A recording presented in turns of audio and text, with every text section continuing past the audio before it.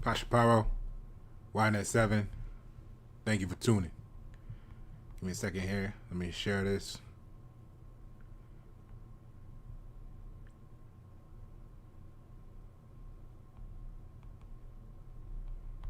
Hold on one second.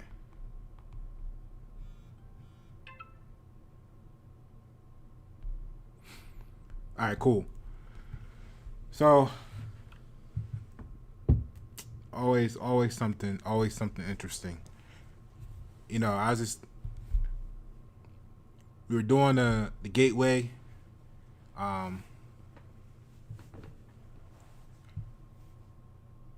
CIA documents declassified. We did that here. The last portion of it, I was kind of looking at doing another video on. It's some key elements on there. I think I'll come back to it. I just gotta figure out how I want to present it to you because it's some interesting parts to it, but it's not a lot that you may not already know based on what we went over. So this, in the meantime, though, I find really interesting. And you know what? Part of me, I appreciate it. You know, I like to say subscribe and hit the notification bell because that way, whenever I decide to do a video, you'll get notified. Because, you know, sometimes when you learning all this stuff, or as you learn things, right? I don't know about y'all, but sometimes it gets me to the point where I just be like, man, I just need to get away from people, man, or get away from this, or just fall back for a minute, because it's like the more you, in some cases, the more you learn, it just makes you, the more aggravated you get with the way things are. And then when you look at why things the way things are, you know. All right, let's get into it, because people like it that way, and you know, everybody's talking about change, but who wants to actually change? You know what I'm saying? That's the issue. Who wants to be accountable? Who wants to be American? You know what I mean? That's what it comes down to at the end of the day. But let's get into this because this is really interesting, and it's something that, you know, majority of probably the people watching this on YNet7, I'm sure you're familiar with. But let's go into a little bit more detail because we've been talking about this for a long time. You know what I mean? And, you know, we've been watching this. But when we say, hey, you know, it takes $100+ today to buy what $2 bought you in the 30s, you know, people be like, oh, well, you know, this is the way life is. No, it's not it's just the way life is. It's just not. That's not how it works. See, y'all don't understand how these things work to control people and affect people's lives, keep them, you know, keep the power in certain arenas. And, you know, at some point you got to say, you know, whose side are you on? You know what I mean? But we're going to get into this because sometimes when I say things like, hey, if you're holding on to, if you got $10 million in your bank account, right? 50 million, whatever you want to say, 100,000. You know what I mean? It really ain't shit. Like, you know better than the next person. People don't understand why I say that, or why you may say that to people if you're one of the people that say that to people, because they're focused on the wrong things. So let's showcase why 100,000 today, 50,000, 10,000, 10 million, 100 million doesn't mean nothing. It doesn't mean nothing. And it reminded me about this video. Reminded me, or part of the inspiration for this video was when I shared the video on, you know, what's wrong with respect. What's wrong with respect? Go check that out on YNet7. You know, use the magnifying glass search tool, key in what's wrong with respect on my channel, on the channel YNet7, and watch that video. It's a short video. So, and it's amazing, like, how people think. And it's just like, why? History repeats itself if you don't know why. So we're gonna go over this so that you'll be ready, so that you'll be prepared, because it's going to be a lot of changes for all the wrong reasons. But since who wants to do anything about it? Worst case scenario, this is what we may have to embrace, and it's actually you've been watching it happen for a while now. So, but let's get into this. So there's this article here from the Insider. We'll start here. Excuse me, saying that investors should fear the moment when a loaf of bread costs $3 billion. And for those that don't know their history, they're going to be like, ha ha ha, that's funny, you're funny, Pasha.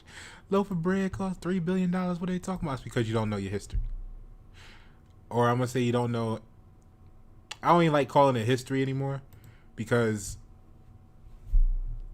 if you want to talk about fake news today, then that means, you've seen the memes. What do you think they did to the history, right? So we realize that they're calling it his story because that's someone else's story. The victors of the war always write the his story books, right? So I'm starting to become a fan of using the word antiquity, just to say when we gotta go back and look at what was real, what really happened there, and see what that was all about. So you don't know your antiquity, all right? Because if you did, this wouldn't be so foreign to you. Matter of fact, here, check this out, right? So this was Germany, okay?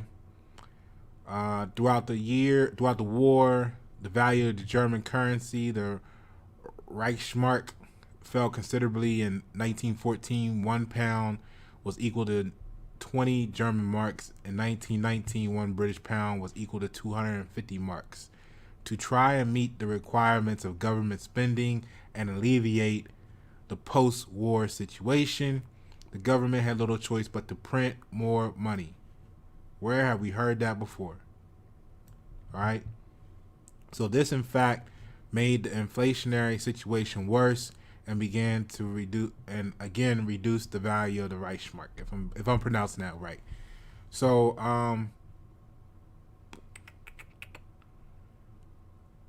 I could say go through this if you want to.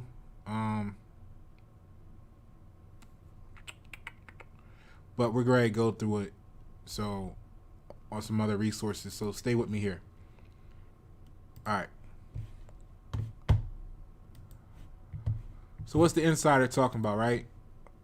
It says, just to understand how disruptive hyperinflation would be in America, truth is it would be a nightmare. That's how they started off, right? Get you reeled in, we get ready to read this scenario, okay?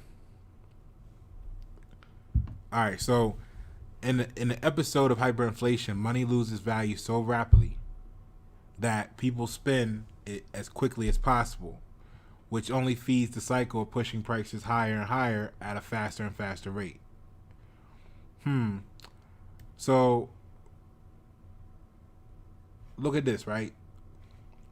In an episode of hyperinflation, money loses value so rapidly that people spend it as quickly as possible, which only feeds the cycle of pushing prices higher and higher at a faster and faster rate.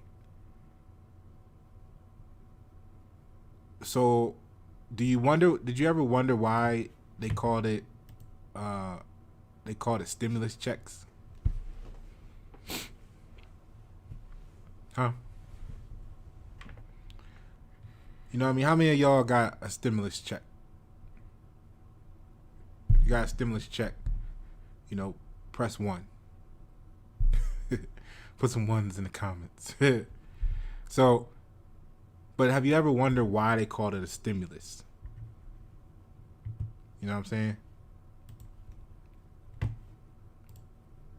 So, in an episode of hyperinflation, money loses value so rapidly that people spend it as quickly as possible, which only feeds the cycle of pushing prices higher and higher at a faster and faster rate. So if we were talking about this 5-10 years ago, the dollar is only buying, 2%, or excuse me, the $2 today buy what $100 got you in the 30s. So if it already fell that much, right? I think I just said that wrong. $100 today buy you what $2 bought you in the 30s. So if the prices have already gone that much higher and higher and higher, now that was over almost 100 years, right? 90 years. Insert this statement. In an episode of hyperinflation, money loses value so rapidly that people spend it as quickly as possible, which only feeds the cycle of pushing prices higher and higher at a faster and faster rate. Stimulus checks. What were they trying to stimulate? All right. I just got some questions. So imagine prices at the food store and the gas pump not just going up a few cents at a time, but doubling in a matter of months, weeks, or even days. And now some economists and market experts think many of the ingredients for hyperinflation are brewing in America. Thank you, U.S. That's because of years of profligate U.S. government borrowing and spending have created trillions of dollars that lurk in the reserves of foreign countries and major financial institutions. The situation escalated after the 2008 financial crisis with the U.S. Federal Reserve policies of quantitative easing creating even more money. And you got to ask yourself, what was quantitative easing? Okay, we're going to get into that in a moment. So the U.S. government and Federal Reserve have committed the system to its ultimate insolvency through the easy politics of a bottomless pocketbook, the servicing of big money special interests, gross mismanagement, and a deliberate and ongoing effort to debase the U.S. currency, said John Williams of the Shadow Government Statistics in his annual report on hyperinflation. Debasing of the currency. Okay? When you do the antiquity on debasing, it's pretty much what every nation started doing right before their collapse. Whether you want to talk about Rome, the Byzantine Empire said they would never debase because that's what happened to Rome, and the Byzantine Empire was basically the remnants of Rome. Okay, so they had learned from that lesson they just had, and they said they would never do it, and then as soon as they did it, boom, shortly after they collapsed. You know, so everybody that goes through a debasing collapses, right? All right, so let's keep going here. Historically, governments that have suffered bouts of hyperinflation, most noticeably the Weimar Germany, most notoriously 22 to 23, which is actually started in 14, okay, have set the table by printing too much money during a time of economic contraction. And we're going to review this in particular here in a moment, all right? The trouble is, once it starts, it's impossible to stop. Hyperinflation in America isn't here yet, but we're edging dangerously close to the point of no return.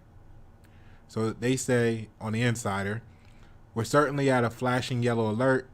Art Cashin, director of floor operations at UBS Financial Services, told King World News last week, you have in place a variety of things that could begin to react somewhat domino-like, right?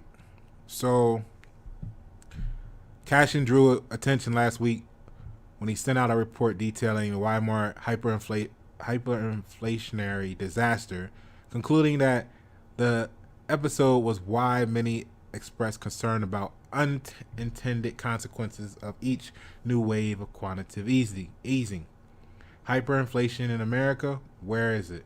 Some may point to the moderate inflation in the U.S. now between 2 and 3%, and reason that hyperinflation in America is a distant possibility if it can happen at all. Now, I know some of you guys are aware that like the inflation for the last 30 days or something was something outrageous, like 6% or something like that, right?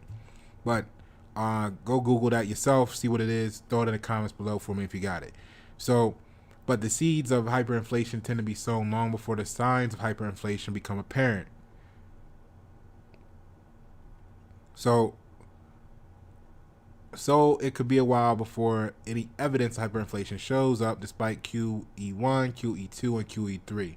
All right, even when they, Weimar Germany, were actually printing money, literally printing, the inflationary spiral didn't happen instantly. Cashin told King News it was delayed a couple of years, but once it started, it could not be taken back. Now, in their case, we're gonna go over this, and in their situation, you can kind of almost respect it because it was different. All right, it was different than what America's facing due to the United States. Okay, so let's get that on your notebook. Now the key is that no matter,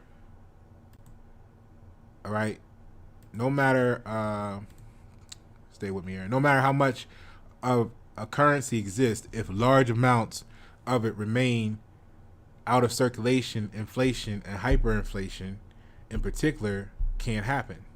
Okay, so the key is that no matter how much of a currency exists, if large amounts of it remain out of circulation, inflation and hyperinflation in particular can't happen. The analogy I use: if the Fed flew over your house and dropped $1 million in brand new bills, and you were so worried you put them in your garage, that's not inflationary. Cashin said it's only inflationary when you lend it or spend it. All right. So for the U.S., the garage full of money is the trillions in U.S. Treasuries squirreled away in places like Japan and China, as well as hedge funds and major U.S. and European banks. Should some sort of financial crisis cause a run on the dollar, a sudden meltdown of the long simmering Eurozone debt crisis, or if one blinks in Washington's game of chicken over budget and debt issues, the situation could unravel quickly. The Fed's initial moves to debase the U.S. dollar worked, impairing the U.S. currency exchange rate value and triggering commodity inflation fueled by the weak dollar policy. This also helped to set the stage for global dumping of the dollar and dollar-denominated paper assets. A rapid influx of unwanted dollars from abroad that either would collapse the financial markets or would force the Fed to flood the system with the incoming liquidity, monetizing dumped U.S. Treasury securities, among other assets. All right. So here's the part I want to get you to see. All right. So in 1914, before World War I, a loaf of bread in Germany cost the equivalent of 13 cents. 2 years later, it was 19 cents. By 1919, after the war, that same loaf of bread was 26 cents. Right? So it doubled in 5 years. Doubling the pre-war price in 5 years. All right? Bad, yes, but not alarming. This is where it goes to after that. So, but 1 year later, a German loaf of bread cost $1.20. By mid-1922, it was $3.50. Just 6 months later, a loaf of bread cost $700. And by the spring of 1923, it was $1,200 for a loaf of bread. As of September, it cost $2 million. $2 million to buy a loaf of bread. 1 month later, it cost $670 million. And a month after that was $3 billion. $3 billion. Within weeks, it was $100 billion, at which point the German mark completely collapsed. So a loaf of bread was $100 billion. So if you holding on to cash, you might want to do something with it. But now the problem is, what are you going to do with it? Because now what are you going to do with it? All right. Let's get some background. So here's the real issue. There's a lot of real issues, but think about that for a second. $100 billion for a loaf of bread.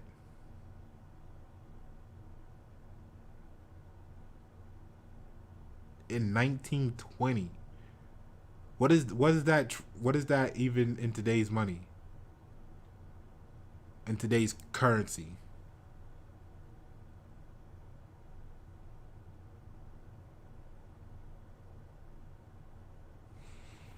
So what that means is that if you had someone that was sitting there, probably like today, talking shit about someone else, talking about it, how they ain't got shit, they ain't doing nothing with their life, and they got 100 million stacked up in a bank account somewhere.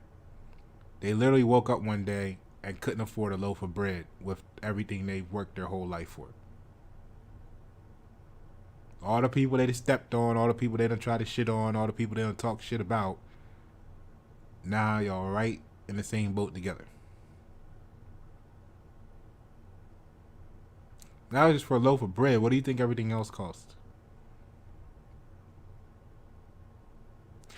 A lot of things we have today they didn't have back then. A lot of things that people are dependent upon now, technologies, fuel, etc., etc., etc. They were a little bit better off than we were because they didn't have such dependencies back then. What do you think your electric bill is going to cost if bread's $100 billion? All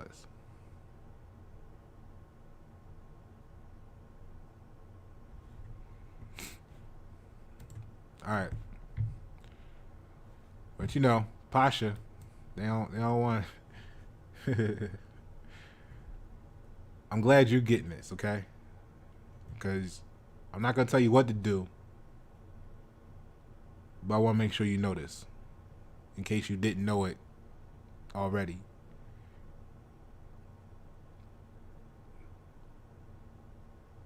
Like, when people ask you why you haven't bought a house, and they try and look down on you, or they try and frown on you because you ain't buy a house, just know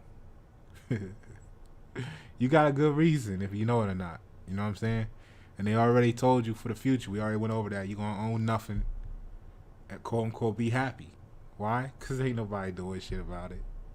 They just going to they're going to isolate us, right? Or we going to hit a critical mass. But as long as everybody's happy, those people are they're happy and they can smile. They don't care. They don't know what's going on. They just gonna call you a conspiracy theorist, tell you something's wrong with you.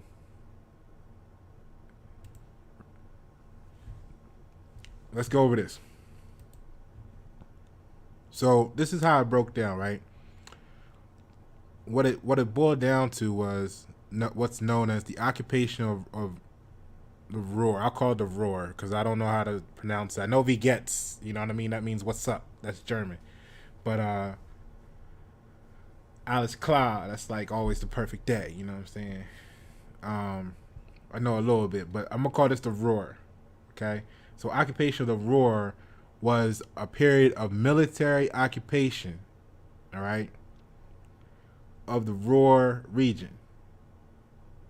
So the Ruhr, also referred to as the Ruhr area, Ruhr district, Ruhr region, is the polycentric urban area in North Rhine-Westphalia, Germany, for those that know the area.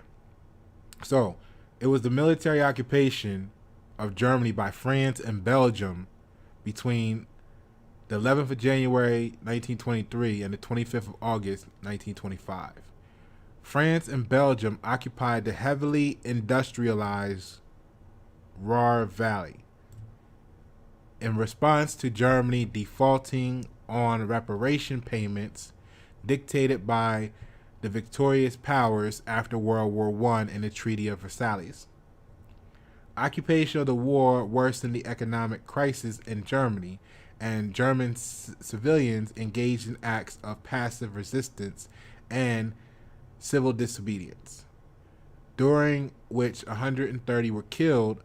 France and Belgium, facing economic and international pressure, accepted the Dawes Plan to restructure Germany's payment of war reparations in 1924 and withdrew their troops from the Ruhr by August 1925. The occupation of the war contributed to German rearmament and the growth of radical right-wing movements in Germany. Okay? So what we got to do is we got to go look at what this World War I reparations was about. Okay?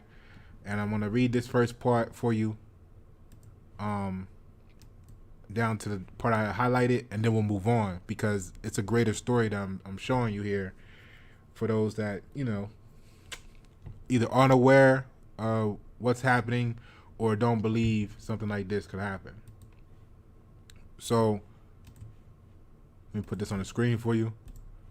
Following the ratification Article 231 of the Treaty of Versailles at the conclusion of World War I, the Central Powers were compelled to give war reparations to the Allied powers.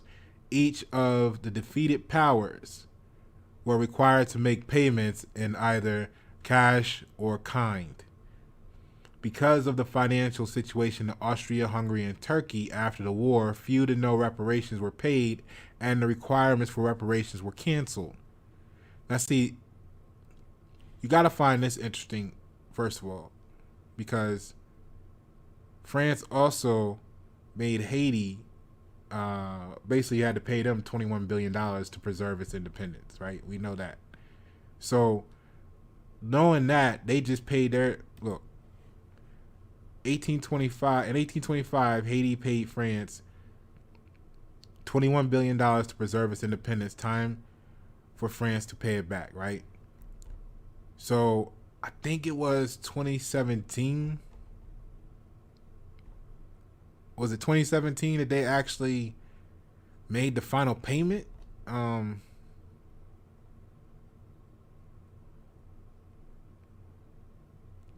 it says here it took 122 years for them to pay it off. So I guess that's 1947. All right. So, but check this out. Each of the defeated powers were required to make payments in either cash or kind because of the financial situation in Austria, Hungary, and Turkey. After the war, few to no reparations were paid, and the requirements for reparations were canceled. Bulgaria, having paid only a fraction of what was required, saw its reparation figure reduced and then canceled.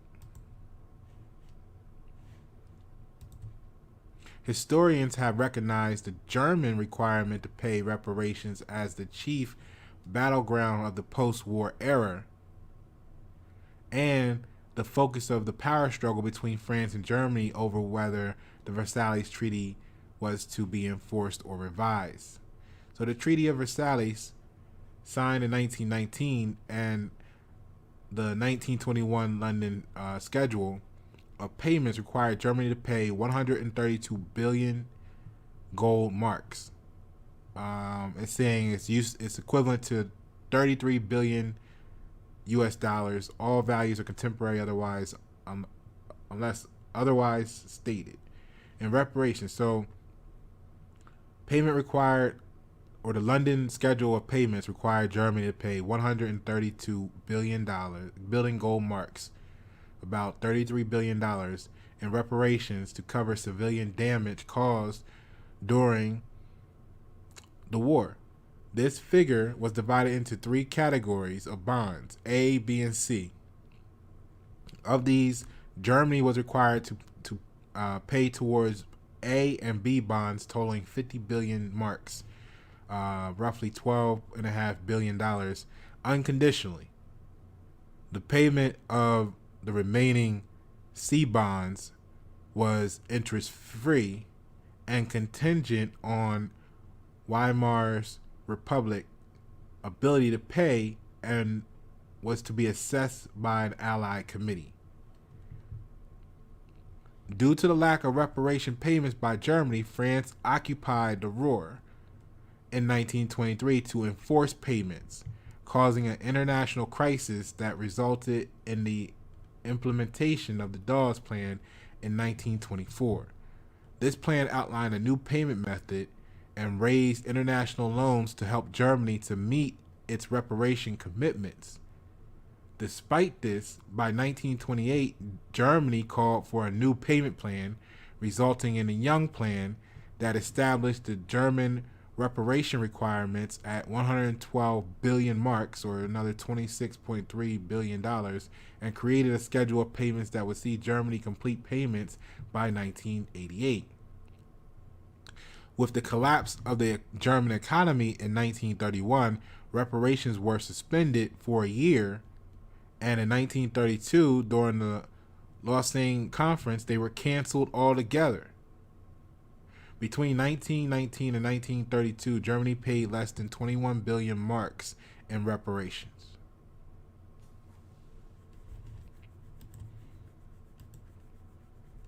I mean, you just gotta scratch your head on that one.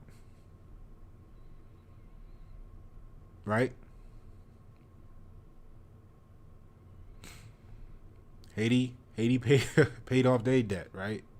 France said, hell no, you can't not make the payment. All right.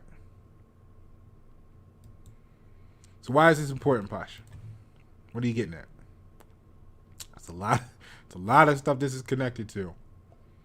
So what I brought that up for was to show when Germany defaulted on its payments, despite the fact that others were, let off the hook, you know what I mean? And some wasn't, right? In antiquity. But when Germany got to the point where it couldn't make the payments, what France and Belgium said was, well, we gonna go in and take the biggest industry sector, and that was probably because their currency was worthless. So if they gave you a Rhinemark or whatever it was, that they were printing, would you even want to accept it? So they were going to go and get the industries and just take the industry, whether you're going to have them make the product for you and then you just take it and write it off, or you just going to take the industry. You know what I'm saying? So France and Belgium said, we're going to go take the industries. And that's what they went in and attempted to do. Now, what happened was, the story within the story is that the German government said, hey, well, we don't have any way to resist this right now. So the reason they started printing the money was because they were paying their workers not to work. So the Germans were paying the German workers not to work. Kind of heard that before here recently, right? Okay. I just wanted to make sure we're both part of the same timeline. So, right before the hyperinflation happened, that's actually what helped kick it off in their case. And this is why I said the German case of hyperinflation is almost, you could almost look at that as being more, as far as how they got into the hyperinflation situation, you could, just that part alone, just that narrow part alone, nothing else. We're not talking about nothing else here today. But how they got into that was saying, hey, look, we can't make these payments. France and Belgium says, well, we're going to go in and take the industry, which was already jacking up. That alone jacked up their cash flow, so to speak, right? The economy. Then they said, okay, well, we're going to resist this by paying the workers not to work, which is eerily similar to things like we were talking about the stimulus, right? Now, that causes more chaos in the economy, and hyperinflation sets in. And then for the people that were working, it gets even crazy where they were talking about, if you read some of those articles on it, you'll see that it was talking about how they would go to work in the AM and they would have to get paid. They have to get paid by noon, because basically what they agreed to go to work for per hour at the beginning of the day, the currency was going up so crazy that it didn't even matter what they made, because then they had to go and rehash it and revamp everything for the second half of the day, noon to the end of the day, because that's how fast the currency was going up. This is why you have them having pictures of being paid in wheelbarrows full of currency. This is also why you have pictures of them throwing the currency in a fireplace to keep warm, because the burning the currency was less expensive. The wood was more valuable. All right, so let's go. Where you going with this, Pasha? Well, we go here to scorch earth per Wikipedia, right? The scorch earth policy is a military strategy that aims to destroy anything that might be useful to the enemy. Any assets that could be used by the enemy may be targeted, which usually includes very obvious weapons, transport vehicles, communication sites, and industrial resources. However, anything useful to the advancing enemy may be targeted, including food stores and agricultural areas, water sources, and even the local people themselves, though the last has been banned under the 1977 Geneva Convention. Right. So, here's what I want you to get. Obvious weapons, transportation vehicles, communication sites, and industrial resources. That's what I want you to put in your notebook.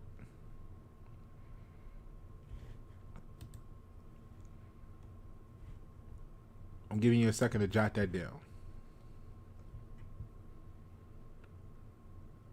Now here's why. Now I'm gonna give you this once over, right, of the potential danger, and then it's gonna take a crazy left turn, and you're gonna be really surprised at the end. But I'm gonna give you all of this so that you know what you're looking at, the fear factor they're selling, and then I'm gonna tell you, we gotta cover the truth. That's all we can do here is give you the truth. All right. So here's why this is all important. So this is countrystudies.us, okay? The manufacturing core. Manufacturing is an important economic activity in the United States. The evidence of this is everywhere in articles of clothing, items of preserved food, residential structures. Let's start that sentence over because I want you to pay attention to this list here. Let's start it all over. Manufacturing is an important economic activity in the United States. The evidence of this is everywhere in articles of clothing, items of preserved food, residential structures, means of transport and communication, and many other things. In spite of the presence of items manufactured outside of the country, domestic industry remains paramount, and it is rare for any medium-sized U.S. town to be without at least some local employment in manufacturing.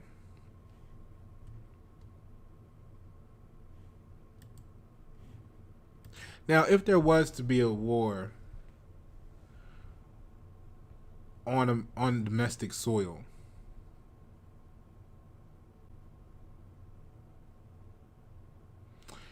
you would want your industry to be able to tool up to produce, to help that. How many sites are actually going to be able to meet that demand if they're targeted? Like how many companies do we have here in the United States or in America that make fighter jets?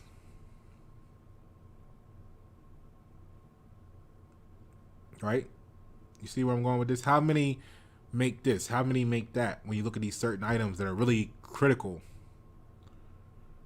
to defense. So with that being on the table, now consider all the other industry, just the stuff that regular people need. All right, let's get back to it. Like I said, it's going to take a crazy left turn. So I'm just putting all this on the table so you can have a high-level overview. Put it in your notebook. So the Northeastern United States, excluding Northern New England. I told a lot of people,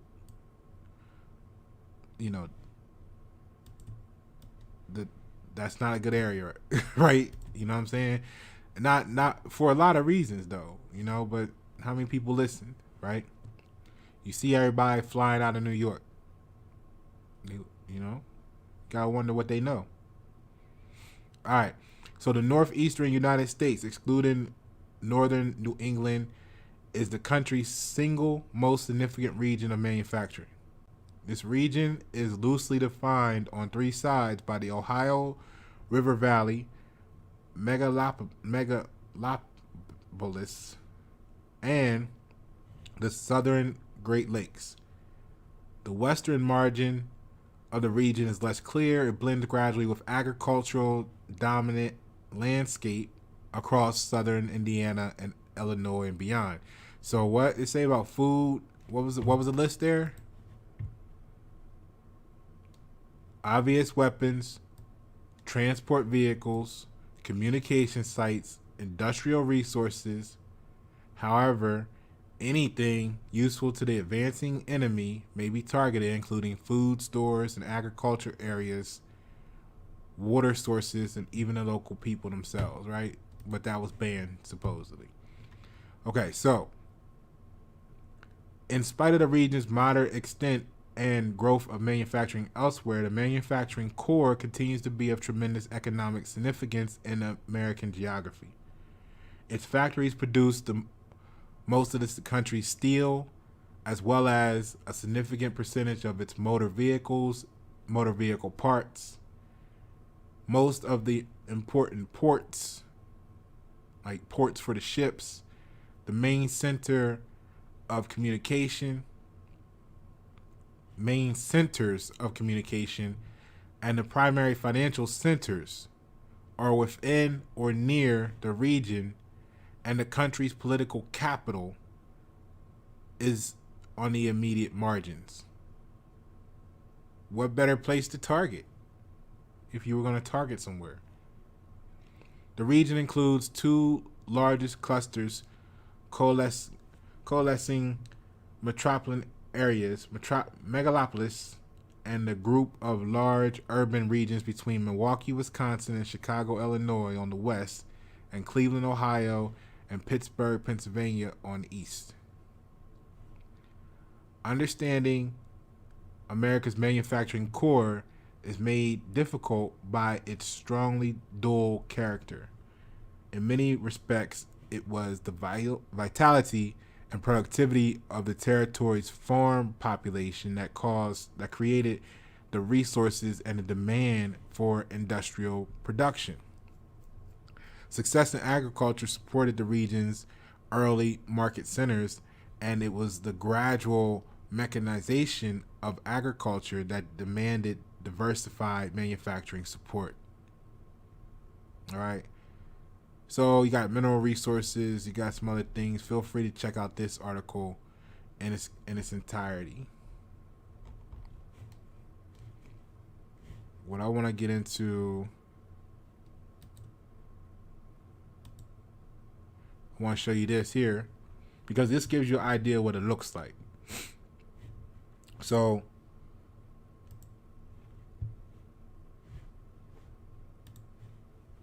here's the Northeastern one.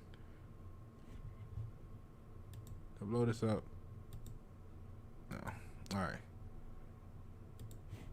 So here's the Northeastern one. Okay. If you look at over here on the right above my head, this is the Northeastern. And then here's what you're going to they call the Great Lakes. All right. Then you got this area down here, the Piedmont.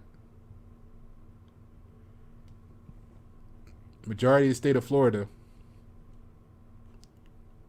Right. The Gulf Coast. Of course, you know that's where all the oil and stuff is coming in at and going out. Triangle area, Texas. And then this Front Range down into Arizona.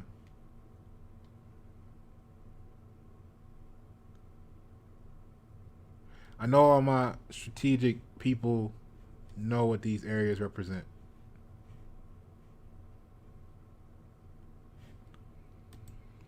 So the Northeast megalopolis. So Boss Wash Corridor. All right. So basically also the Northeast Corridor or Boston Washington Corridor, Boston Boss Wash Corridor or Boss Wash is the most populous megalopolis located entirely in the United States. Over 50 million residents, as well as the most urbanized megalopolis in the United States and the megalopolis with the world's largest economic output. So I know I showed you the other ones, but this is why I was saying the Northeast. Now, how, if you were to have a war here and they wanted to target this area with their limited resources, not every army is as sophisticated, not every military is as sophisticated as what you would call the U.S., right? They're not going to come in and be so strategic. I know sometimes when you see them bombing places and they're like, oh shit, we hit the wrong building, you're like, oh, that's terrible, they're killing random people. But you know, you got to look at the level of precision it takes to pull off something like that in general, and their success rate at doing it. Now, if it was someone else trying to take out the Northeastern largest economic center in the world, right? Do you think they're going to have the same amount of precision? How many casualties would be accidental? I'm just saying, think about it. Because they trying to run this game on you about, oh, America owes all these people all this money, all this currency. But we're going to get into that too. Because something's not right here. And I want to see if you can figure it out. All right. So, as well as, where are we at here? So, states in the megalopolis are the world's largest economic output. World's largest output. So, located primarily on the Atlantic coast in the northeastern United States, with its lower terminus in the upper southeast, it runs primarily northeast to southwest from northern suburbs of Boston to the northern Virginia suburbs of D.C.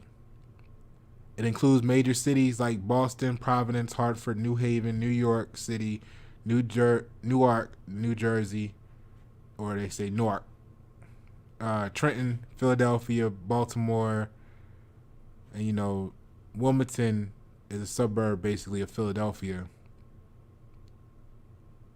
And Wilmington actually used to be the banking capital of the U.S., right? So don't sleep on that. I know they didn't put it on a list, but you got to know that Delaware in, off the top of my head, I want to say it was like 2011. 2011, I think it was. Look it up. Tell me if I'm right. But I think it was I don't have a problem telling you when it's something I don't know. I do know this happened. I'm uncertain about the exact year. I think it was 2011. But anyway, Delaware became the hide your money here place for the whole world. It took it over. Remember back in the day when Biggie was rapping and all them, they was talking about Swiss bank accounts because everybody in the world used to hide their money in Switzerland, right? So Delaware, the state of Delaware, took that spot from the country of Switzerland in 2011. And in my mind, I'm like, yo, that's why they were like, okay, fuck it, we don't need the regular banks anymore. You can go ahead down to Charlotte, which is where a lot of them are coming to now, because they got all the world stashing their money in Delaware somewhere. As small as it is, I wonder where they putting it. But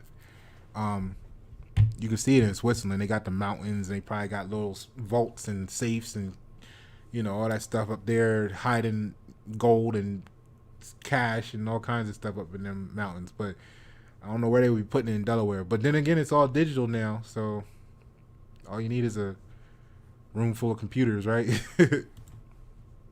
All right, so let's go.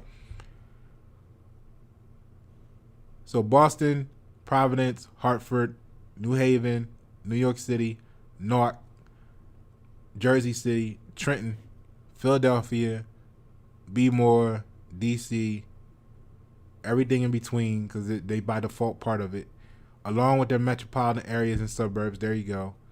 It is sometimes defined to include smaller urban agglomerations such as Richmond and Norfolk, Virginia to the south, Portland, Maine to the north, and Harrisburg, Pennsylvania to the west. Okay. So now you got that. You kind of got a good picture of what I'm talking about there. All right. And then let's scroll here and run through this and see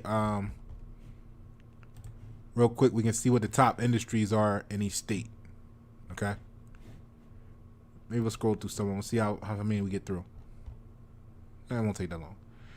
Basically, it's from 2018. All right. Stacker Mine 2018 data from the U.S. Bureau of Economics Analysis. All right. So 2018, it's a little delayed, but it'll give you an idea what I'm talking about here, because you saw the areas, the regions I showed you on the map. But now, if you want to get particular what each state got going on, Alabama, number one top industry is manufacturing. Boom. Right? So Alabama's highest growing job sectors from 2010, 2017 were administrative and waste services, accommodation and food services, arts and entertainment, and manufacturing and transportation. All right. Alaska, they got their mining, quarry, gas, and oil extraction. Boom. That's what's doing it for them. Small amount there. It's their number one, but it's only $9.3 billion, which is ninth among all states. Okay. They got a lot of transportation and warehousing up there. I guess that makes sense. You gotta get everything in certain periods of time and maybe store it. I don't know. But because it's not really connected to the rest of the states. What was so Alabama's manufacturing was put in perspective was $37.6 billion, and it was 23rd.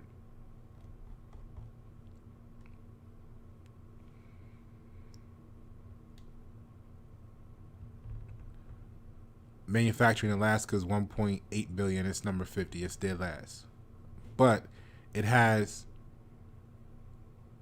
number one for it is mining, quarrying, oil and gas extraction. So boom, Alaska would be targeted probably for that. You know what I mean?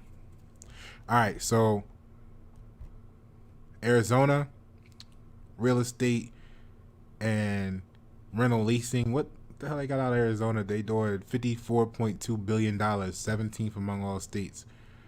Then they got professional and business services, Educational services, manufacturing is fourth. They're actually number 27, so they're right in the middle with 28.9 billion. All right, in manufacturing. Now, what they do have is they have information on here at number 10 for them, and that's 12.3 billion, which is number 19 in the country. So information is possibly something you would want to target. You know what I mean?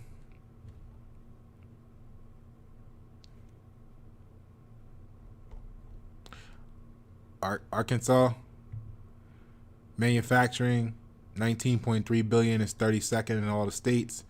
Then they got professional and business services, real estate, and rental leasing as well. So they got some real estate going on. And let's see here, manufacturing for them is number one. Financial and insurance, 6.8 billion.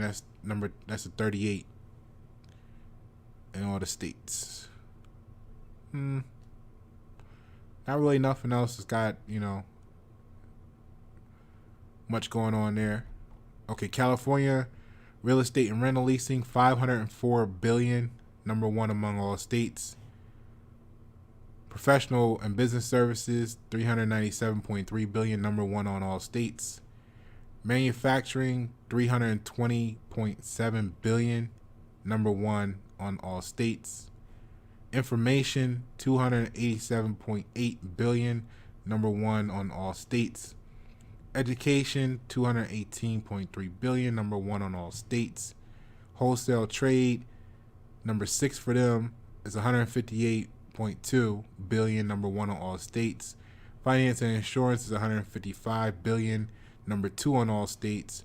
Retail trade, 153.4 billion, number 1 on all states. A&E, accommodation, recreation, and food service, 130 billion, number 1 on all states. And construction, number 1 on all states. So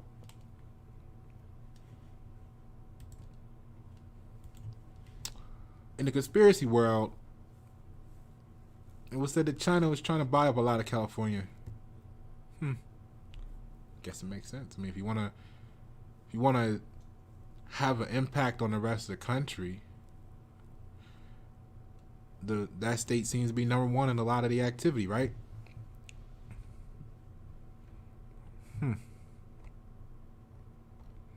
Colorado, real estate and rental leasing, 55 billion. It's number 16. Professional business services, educational services, manufacturing is 25.8 billion. It's number 29.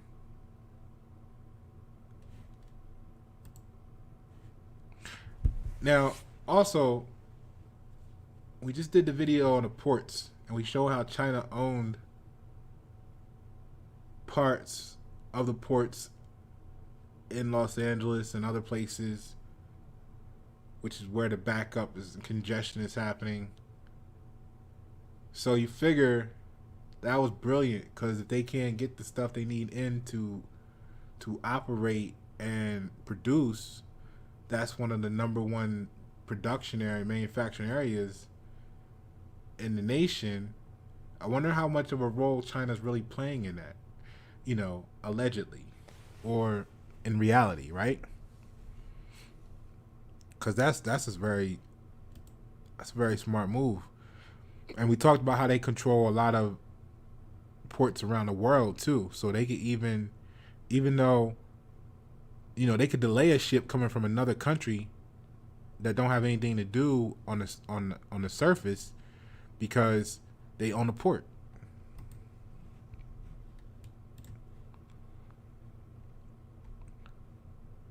Now, Colorado does have information, and that's 20.2 billion, which is the 11th in the country. Information is going to be critical, because what kind of information is it? Is it digital? Is it what's it connected to that their information is about? So Connecticut got real estate, leasing, number 1. Their manufacturing, finance, and insurance, professional, but manufacturing is number 4 for them with 29.7 billion, and that's number 26 state. And then information is number 8 for them, 13.6 billion, so they're number 16. Here's Delaware, finance and insurance. It's still number 1 for them. And then that's 21.9 billion, which is 22nd among the states currently. And real estate is number 41. Kind of figures they don't have we didn't have a lot of area up there, but you figure a lot of companies are chartered through Delaware, but they could be anywhere in the world. So professional business service, now manufacturing is 4.8 billion, they're number 43. Construction, transportation, okay, nothing else. All right, so Florida is real estate number 100 for them. Number 1 is 172.5 billion. It's number 4 among all states. Professional business services 136.6. Number 4, educational, retail, wholesale, trade. Now, they're the number 4 on wholesale trade. They're the 4th in the nation. So if you want to disrupt the wholesale market, I mean, there you go, right? Manufacturing, they're number 8 for them, which is 56.2 billion. They're number 13. And then the information is number 10 for them, which is 41.6, which is number 7. So I mean, if you're in these areas, I mean, here's what you gotta look at. So Georgia, real estate's number 1. We don't really care about real estate. Professional business services, manufacturing is 3rd for them, 63.3 billion, which they're the number 11th state for manufacturing, but they're also number 5 for information. Their number 5 is information, which is 46.2 billion, and that's number 6 in the state wise. Hawaii, we know that's a tourist destination. They don't have nothing going on. Idaho, they got real estate as their number 1, but they're number 40 among all states. Now for them, manufacturing is their number 2, but they're at 37th in the nation for that. They don't have anything really top 10. The closest thing they got is agriculture, forestry, fishing, and hunting, 3.1 billion. That's number 18. So that's the closest they get to the top of the chart. Illinois, manufacturing is number 3 for them. They got 107.7 billion, which makes them the number 4 in the state. So that's what we want to look at there. Indiana, manufacturing is number 1 for them at 100.7, puts them at the number 6 spot. Iowa, manufacturing is their number 1, 33.6 billion. It's 25 among the states, right in the middle. And they don't really have, now they do have agriculture and forestry. They're number 3. I don't really think, so they got to look out for the agricultural areas. Kansas, manufacturing is number 1 for them, 27.6, number 28 among the states. They have information, but they're number 26 on the list. May or may not be worthwhile. Manufacturing is number 1 for Kentucky with 37.7. They're 22nd among the states. Louisiana, manufacturing is number 1, 52.2 billion, 18 among the states. Now in mining, quarrying, and oil and natural and gas extraction, 12.2, they're number 6. Something to pay attention to. Maine, they got some things going on, but they're all at the bottom of the list for the states. Maryland doesn't really have anything top tier. Information is number 14. That's probably their highest thing that matters. I mean, they got professional and business services at 15. Their real estate's 13 among all states. But I mean, that doesn't matter. So Massachusetts, Their manufacturing and information. So their manufacturing is their number 5, which is 52.6 for them, and that puts them at 15. Information's at 31. That's 8 billion, or excuse me, 31.7 billion. That's their number 6. That's the 8th state in information. So that's top. Number 7, educational, healthcare, and social assistance. Michigan, manufacturing is their number 1, 7th among all states. Minnesota, manufacturing is their number 1, 17th among all states. Information is their number 10 and their 20th. So you see where I'm going with this, right? All right, cool.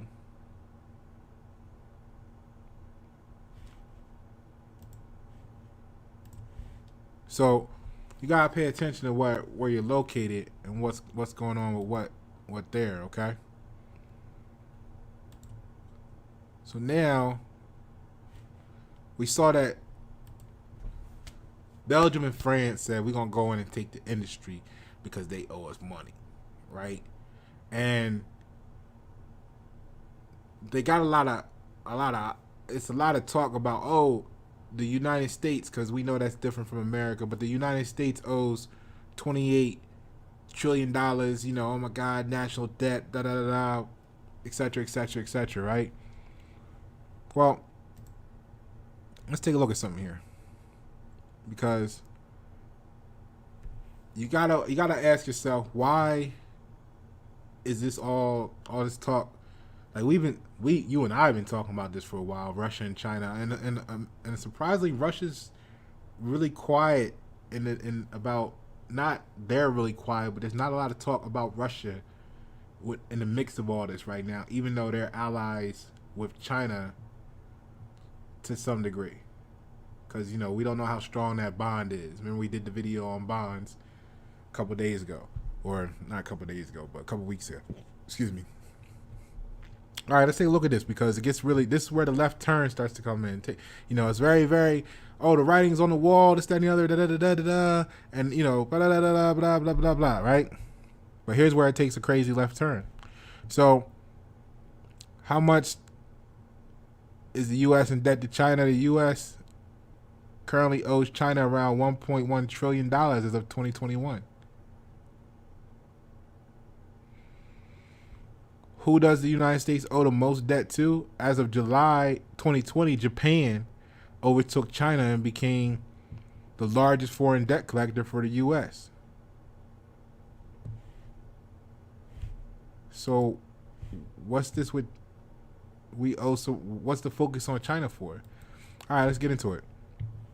So, here we go. China, or Japan, 1.2996. This was as September of this year. Mainland China actually went down a little bit, I guess, so it's at 1.047. UK, 566.5. And you got a handful of other stuff here that are, quarter trillion dollars. Canada, 167. Korea, 130. Wonder which Korea that is. Do we gotta ask? Kuwait, 46. Colombia, 33. Chile, Italy. I mean, everybody got a little something, right? But China, Japan's holding the most. So what is the big deal with China? Well, here's the big deal.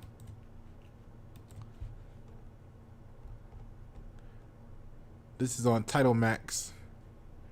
So debts owed to versus debts owed by the United States. And I have it blown up here for you. And if you look, okay, here's the difference. See, when you look at what they owe Japan, all right, they owe Japan 1,090, what basically 1.9 or $09 trillion per the date of this image. However, Japan owes them 821. So they really only have a difference there of about, 270 270 billion, right? The difference between Japan and China, though, is that they owe China that 1.584 or 1.049, whatever it is, but China only owes them $107 billion. So they still almost at $1 trillion owed to China, because China don't owe them nothing. You want to get into the UK? Because, that had you think we're great to have another Boston Tea Party. Like, they were at 500 and something, right? Where's the UK? Here we go. So they owe the UK 217, but the UK owe them over $1 trillion more than that, right? So you can see these numbers here. There is some activity with Russia, but so they owe Russia 86.1. Russia owes them 39.6, right? Israel, they owe them 31.6. Israel owes them 79. Turkey don't owe nothing, but they owe them 59.1. Saudi Arabia, 102 is owed to them, but they don't owe the US nothing. US don't owe South Africa apparently, but South Africa owes them, right? So it's kind of interesting, right?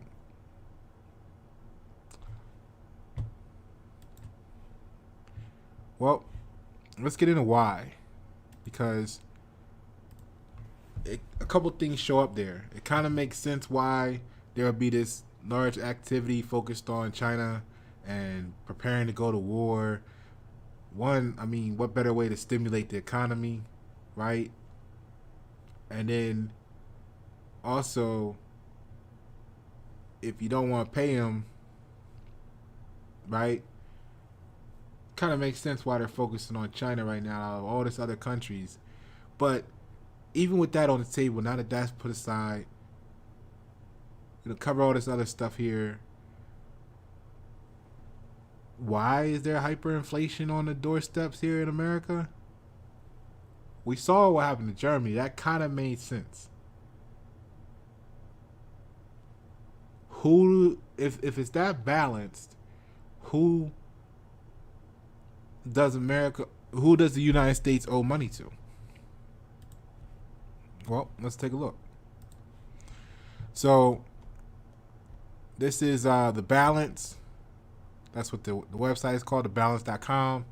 And the title of this is Who Owns the U.S. National Debt? So the U.S. national debt exceeds $28 trillion in 2001. One thing that many people may not know is that the Social Security Trust Fund owns a significant portion of that national debt. Sounds crazy, but it's true. So how does that work, and what does it mean? Below, we'll dive into who actually owns the U.S. national debt and how that impacts you. So there's two categories of national debt. The U.S. Treasury manages the U.S. debt through its Bureau of Public Debt, right? The debt falls into two categories: intra-governmental holdings and debt held by the public. Breaking down the national debt, the U.S. national debt was $28.4 trillion as of October 21. Here's how it breaks down. They're claiming that only $6.1 trillion of it is intra-governmental holdings. And debt held by the public, $22.3 trillion. So now look here. Intergovernmental debt. The Treasury owes this part of the debt to other federal agencies. In October 2021, intergovernmental debt holdings totaled more than $6 trillion. Why would the government owe money to itself? Some agencies, like Social Security Trust Fund, take in more revenue from taxes than they need. Rather than stick the cash under a giant mattress, these agencies invest in U.S. Treasuries. So this transfers the agency's excess revenue to the general fund, where it is spent. They redeem their treasury notes for funds as needed. The federal government then either raises taxes or issues more debt to raise the cash, like when they want their money, right? When they want their currency. So here's a little graphic that shows you that the 6.3, it appears to be the largest chunk of it. Like if you know, it's all divided there into different categories. So the biggest debt holder is federal and government accounts. So the government, quote unquote, owes the money to itself. Right? It's gotta make you scratch your head again. Now we get into foreign, 5.3, 5.7, you know, or let's go out here, 7.3 for the most updated numbers, 11.1, right, to itself. Under mutual funds, we got 3.6. Depository institutions is only 1.35. State and local governments, 1.17. Pension funds, 1.13. Insurance company is only 388 billion. Savings bonds only 145 billion, right? And then other. So the U.S. government, out of $28 trillion, is claiming that it owes itself 11.1 trillion of that. Which agencies own the most Treasury notes, bills, and bonds? Social Security by a long shot. The U.S. Treasury publishes this in its monthly Treasury statement. In its August 2021 statement, Social Security trusts, including the Federal Old Age and Survivors Insurance and Federal Disability Insurance Trust Funds, held $2.86 trillion in treasuries. The next largest agency was the Military Retirement Fund at $1.03 trillion. The other large holders of debt include the Office of Personnel Management Retirement, Medicare, which includes the Federal Supplementary Medical Insurance Trust Fund, and then cash on hand to the federal government operations. Now, the other part was the public debt, right? So here's where it gets a little interesting. So the public debt, the Republic holds over $22 trillion of the national debt.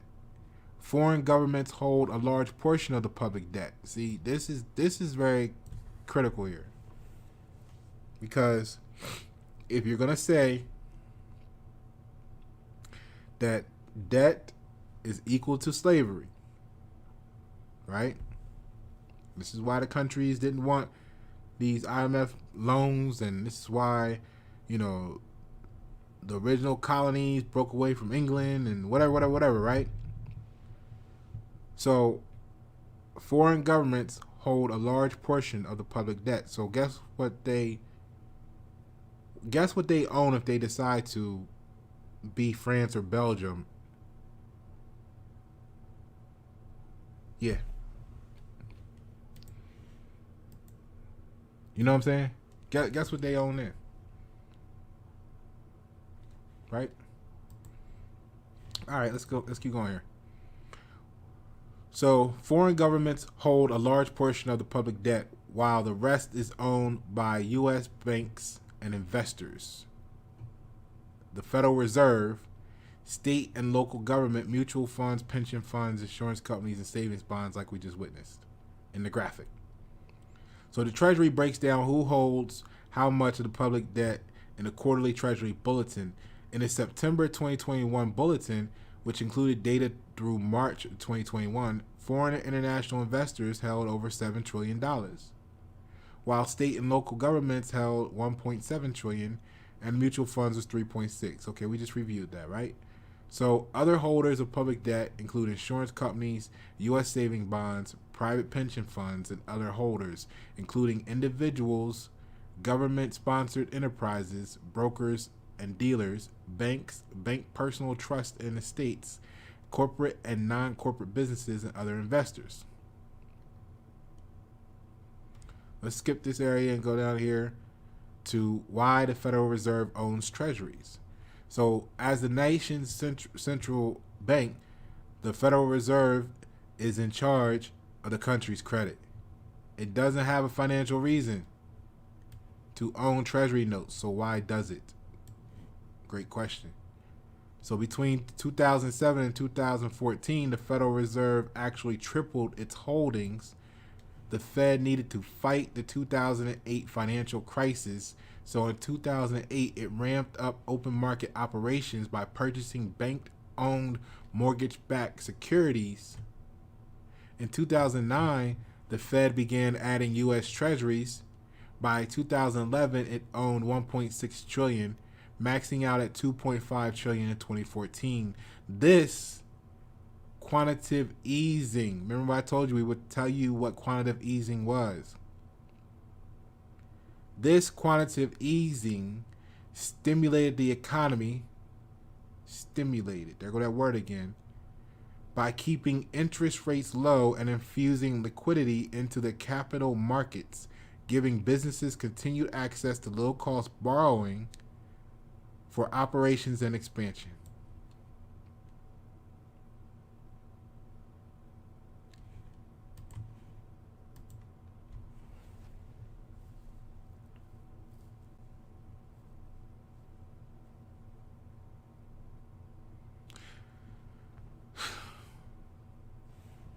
Hold on.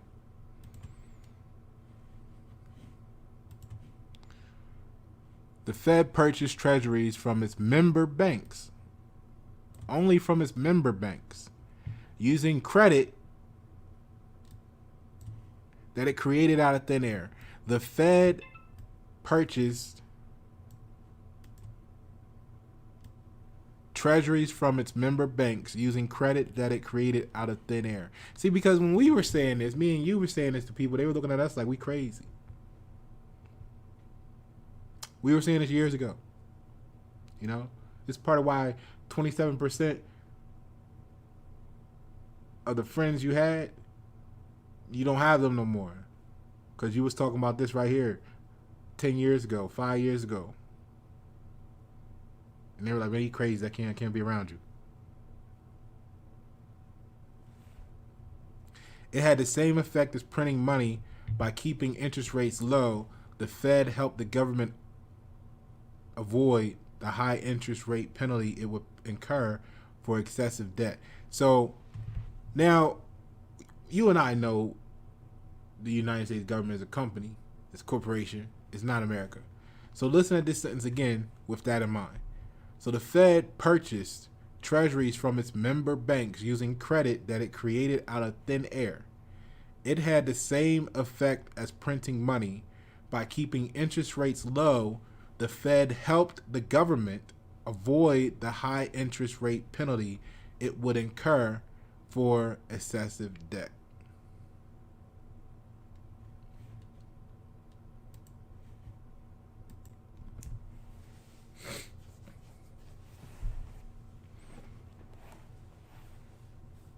Stimulus. What were we talking about earlier up here? How did it word it? Yeah.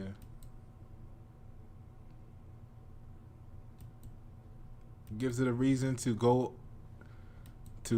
go faster, right? Remember we was talking about that?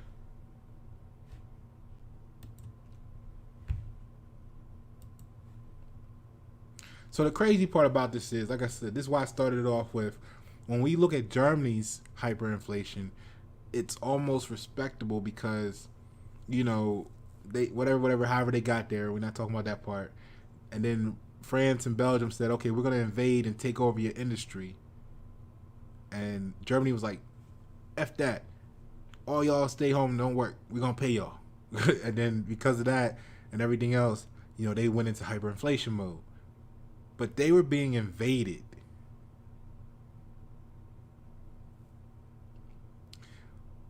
We just reviewed how the United States is actually not doing this to itself, but it is doing this to America.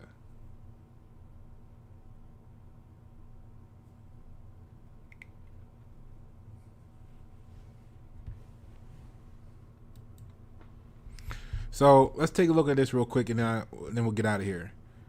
I want to review one more thing, because that's why I tied it all in. Because if it does go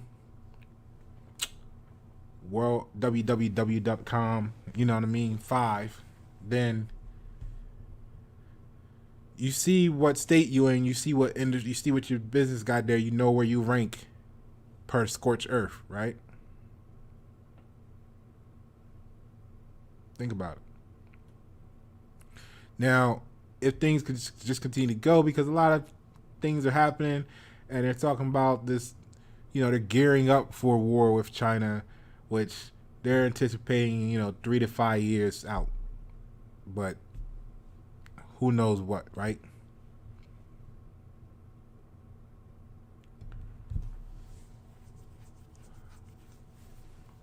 What would the modern day Pearl Harbor be?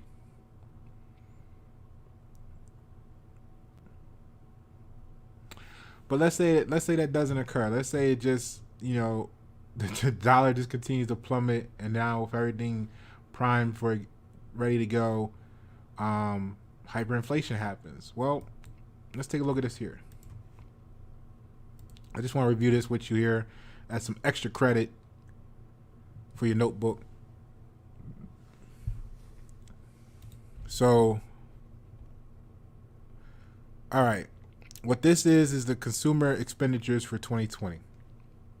This is the Bureau of Labor Statistics economic news release, and it was released Thursday, September 9th, 2021.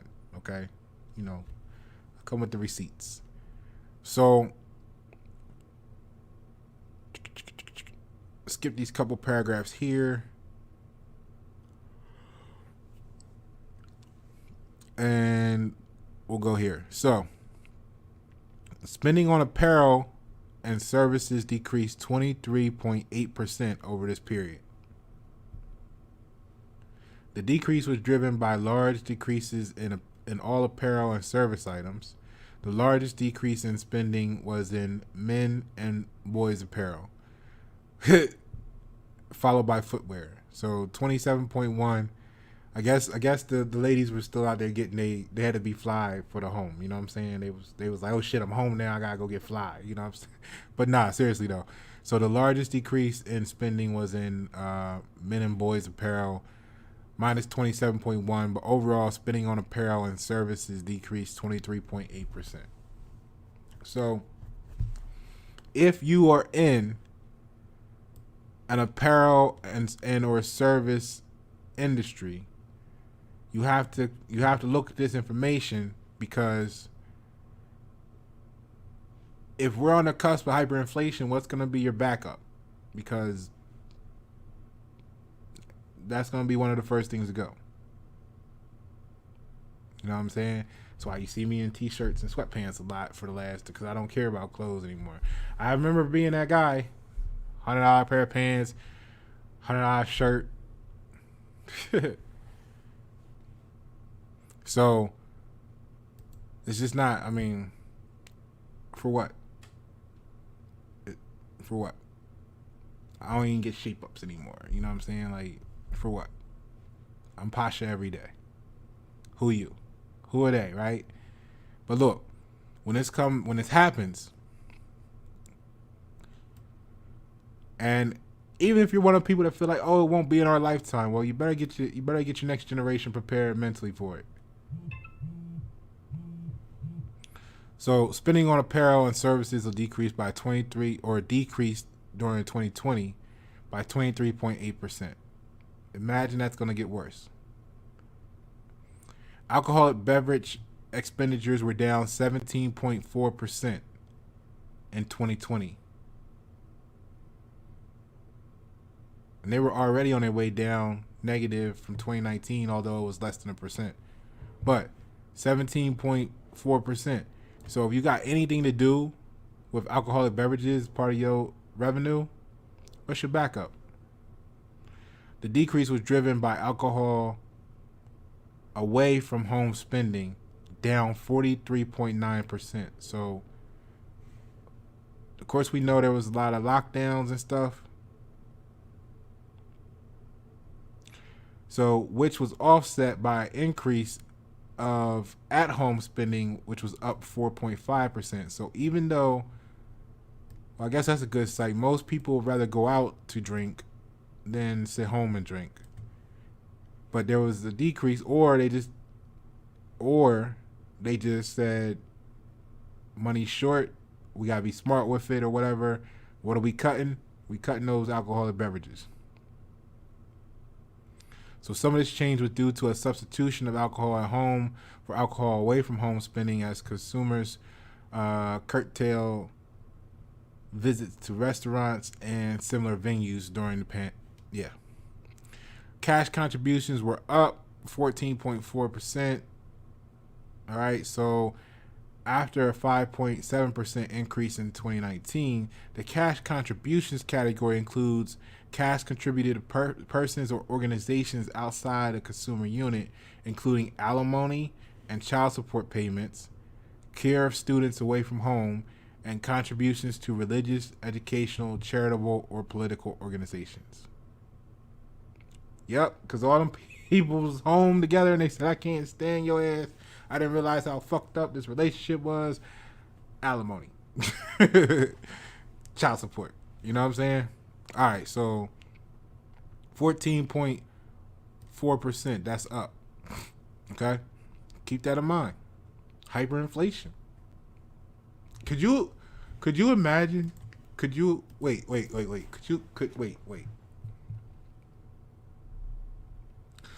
Could you imagine having one of those baby mamas right now, right? And then hyperinflation happened, and your check go from $3,000 to, your check from work go from $3,000 to $100,000 per paycheck because of hyperinflation, and they go and get you on child support based on $100,000 a check.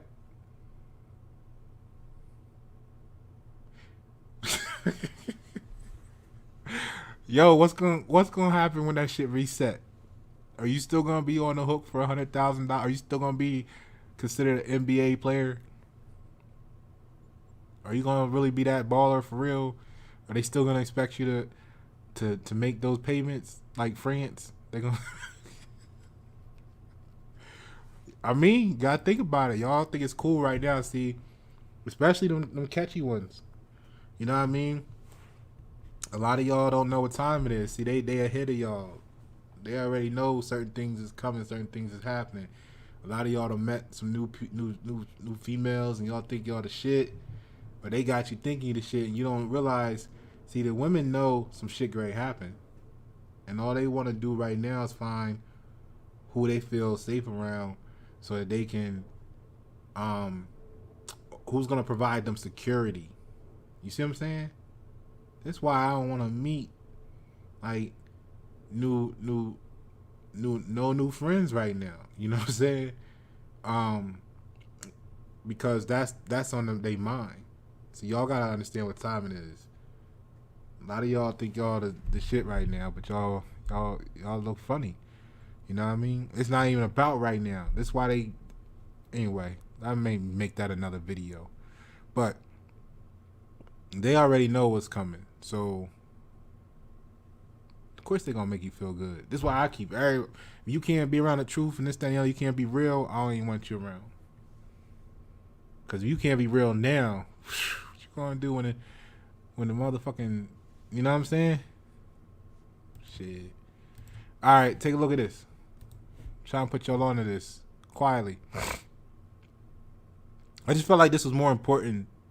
You know, I took some time off because I was just in my mind like, man, when we were doing the gateway video, I was like, man, this is why I don't be fooling with people. But it explained it on a scientific level, and then I really had to look at it like, I don't even, you know what I'm saying? Sometimes you gotta just, you get irritated, you get upset, you get mad, you get angry. I ain't gonna say mad. Mad is like crazy, and but you get angry because, excuse me, especially when you've been saying shit for years and you had to watch it fold because like you don't know if people, it kind of make you wonder, is like everybody around you working for them, the enemy? Because why else would they be having such a difficult time understanding this? Anyway, let's get back to this. All right, so we saw the child support alimony. That's probably what a lot of that was. And then the churches was getting crazy money because now, was they? Educational, was they really getting a lot of money? I don't know. Everybody was doing remote, viewing. Charitable? Was it? Probably so. Political organizations? I don't know. Was there an election or something that year? But anyway, spending on food decreased 10.4% over this period. The decrease was driven by food away from home spending, which was down 32.6%, which was offset by an increase in food at home spending, which is up 6.4%. Some of the change was due to a substitution of food at home for food away from home spending as customers curtail visits to restaurants and similar venues during the thing. Transportation expenditures decreased 8.5%. You ain't had nowhere else to go. They shut down the airplanes. They did all this stuff, right? So this decrease was largely driven by public and other transportation spending and gasoline, other fuel, and motor oil. The 66.3% decline in public and other transportation spending was the largest percentage decrease among all transportation categories, followed by a 25.1% decline in gasoline, other fuels, and motor oil. So, if they lost 25% in 2020, do you think there's really any reason why gas is up right now in price? You got to get that back somewhere, right? Like, they had goals, they had ambitions. They had dreams for their stockholders. They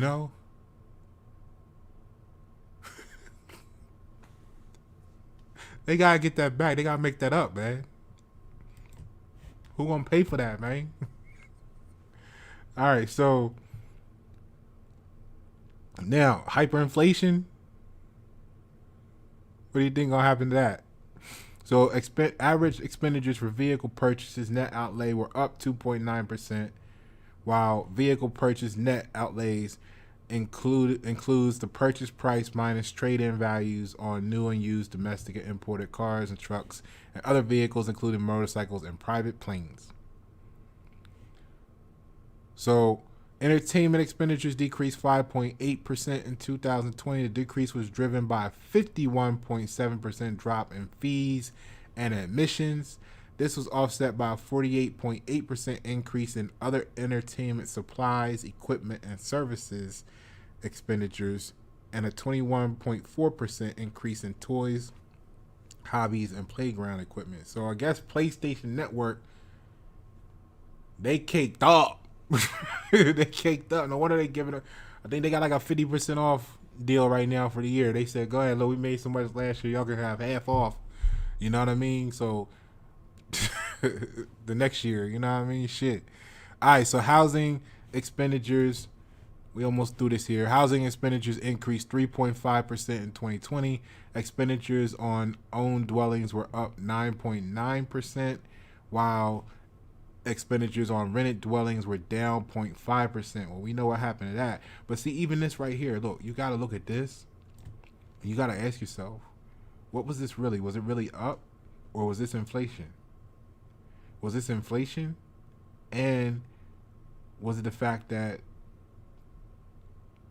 we know the hedge funds and these investor corporations started buying up all these properties because they want to make America a renter nation.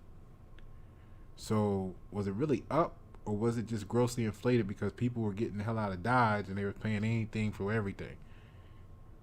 Well, we got somebody who wants to pay $150 for it. Well, I'll give you $175 right now. Shut the fuck up. Who gonna say no? All right, so the increase in own dwelling expenditures is due to increases in mortgage interest and charges. Oh, that was part of it. But I'm telling you, this, you gotta look into that. So mortgage interest and charges plus 7.3%. So that's crazy, right? Because the rates were supposedly down, but the increase in own dwelling expenditures is due to increases in mortgage interest and charges, which was plus 7.3%. So how did you have interest rates at an all-time low, but at the same time mortgage interest and charges was up 7.3%? You see? Oh, property taxes, there you go, plus 9%.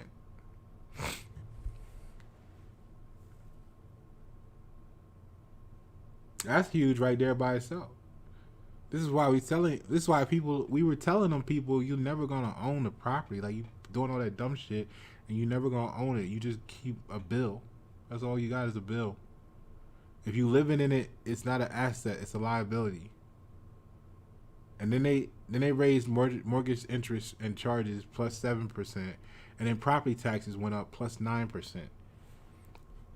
And then maintenance and repairs, insurance, and other expenses went up 14.8%. I might have to post some of this because I know some people won't see it otherwise. Personal insurance and pensions spendings increased 1.1%.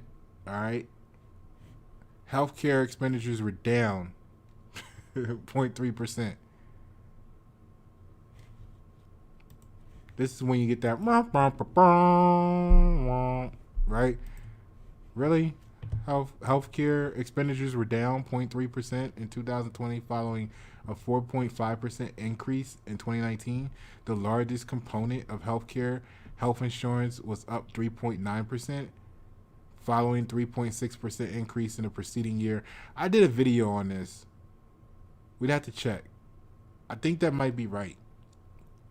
But I think that 3.9% that it was up, I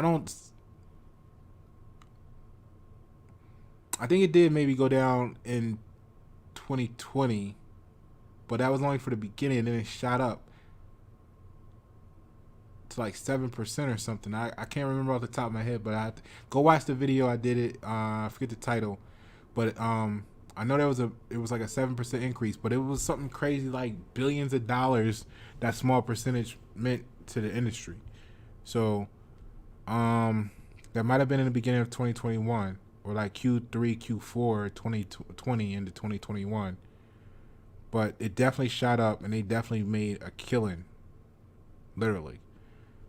So health insurance was up 3.9%, following a 3.6% increase the preceding year. Expenditures on medical supplies minus 12%, and medical services minus 12%. Yeah, this was definitely referring to the period of time. There was a dip right before it exploded, so maybe this is captured in this right here. All right. So, I mean, it got some more information here if you want to look into this. What else did I see here? Spending and income before taxes. Yeah. If you want to look over that in its entirety, feel free. I'm scrolling through. You can feel free to pause the video and just read. Okay. But it's kind of crazy though. So here's a summary. Germany went through hyperinflation because they got into a situation where they were required to make these enormous payments at a time where they were basically starting from scratch with an economy and a destroyed country and all kinds of stuff like that going on, and they couldn't make the payments. So France and Belgium said, well, we're going to go in there, we're going to take the little industry you got left, because we don't even want your paper no more. We want the goods. So we're going to go in and take the goods, because at least we can resell them, make sure we recoup our money. Right? Then in a last ditch effort to say, no, Germany said they're going to pay their workers not to work. Kind of sounds like what's going on here last couple of years. And that basically threw hyperinflation into overdrive. Now what we have here is, we just went over for, shits and giggles, what would be that same areas of the United States / America, if that was to be something that was done here, right? Because everybody's talking about this $28 trillion that the government owes, or the U.S. corporation owes, whatever you call it by. And so we reviewed that because I want you to be sure where you're at. When people say, why do you live a certain area? You got this situation you got to plan for, potentially. You got climate issues you got to plan for, maybe a ice age, maybe a pole shift, all kinds of stuff. Where do you want to be and why? Right? So then once you look at all that areas of what would be that case be, who does the United States actually owe all this money to, and why? And when you look at it, like, a lot of it's offset, because they talk about what the United States owe, but they don't talk about who owes America and still ain't paid them, right? Which, if America owed money, why wouldn't our government be collecting that shit, right? Oh, but then they tell you that they owe other people, because then they create all this fear, tell you why the economy's all messed up. We owe all this money, we gotta collect more, do this. But then when you look at it, they don't actually owe all that. The one person that they do got the biggest gap with is China. So now maybe that's why it's a ramp up to go to war with China. Right? And then just for the icing on the cake, look at these industries that were affected when all this hit the fan in 2020, because if you have a business in those industries, you got to know that if hyperinflation hits, or as this inflation grows, period, because it's definitely scaling up. It's moving faster. So as this ramps up, you're going to have to make some offsets in your business and in your brand. And part of my Greenbelt experiences allows me to actually, allow companies to profit more by removing the waste in their processes and production. Okay? So if you want to, by all means, reach out to me, Pasha Paroh at gmail.com. Send me an email. So, that's what I have for you today. I mean, think it over. See what you got to do for you and your family. See if you're in the right location. See if you're in the right industry. And best wishes. Why not 7?